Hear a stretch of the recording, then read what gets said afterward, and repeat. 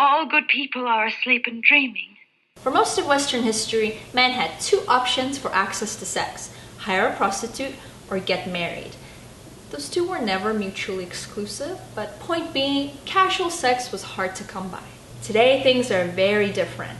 Men have an easier time finding casual sex than ever before. And this is, of course, because women choose to have more sexual partners than ever before. So how can this be a bad thing for men? Men like sex, men get sex. Awesome! It may be awesome in the short term, and even that's debatable, but it's pretty bad in the long term.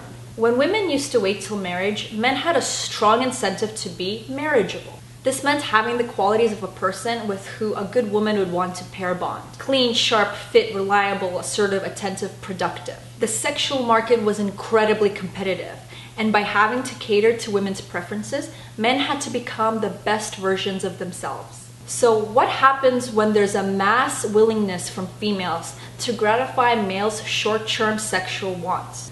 3 things happen. Number 1, men lose interest in marriage. A female will move in with you, love you, and give you sex anyways, so why bother? Men start to practice serial monogamy, which is also known as de facto polygyny. This is when a guy has a string of monogamous relationships, discarding his girlfriend when her ovaries begin to expire. And I'm not saying there's like a plot from men to waste women's most reproductive years. It happens on a subconscious level, and it's a result of today's sexual marketplace. Number 2. Men stop trusting women. Every single girl I know sleeps around, therefore I can't trust that my future children will actually be mine. Therefore, why invest? And again, most men are not actively thinking this. They're adjusting their behavior based on the environmental cues they're receiving. Number 3, men stop being productive.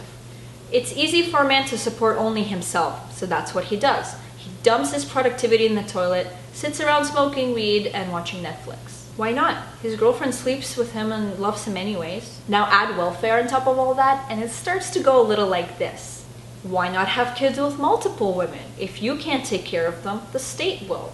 But aren't these guys forced to pay child support? That's kind of a middle-class obligation.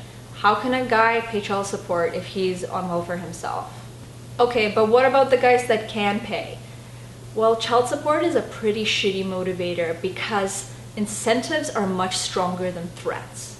A man who has married his optimal woman and planned to have kids with her and knows those kids are his is much more likely to work his ass off to invest in those children, as opposed to a man who knocks up some girl from Tinder and then is forced to pay child support. Young married men with kids significantly out-earn unmarried men. And then we have the men who, despite all of these disincentives, still try to be productive. And they're getting tax raped, partly because someone has to support these abandoned kids, their moms, and yes, even their dads. So now we have a big chunk of young, able-bodied American men trapped in a feedback loop of economic and moral decline because why not? And the women are stuck complaining about the dating market. Where are all the real men? What happened to all the men? Well, girls, we kind of happened to them. We've completely reframed their incentive structure. This time, are you gonna keep me?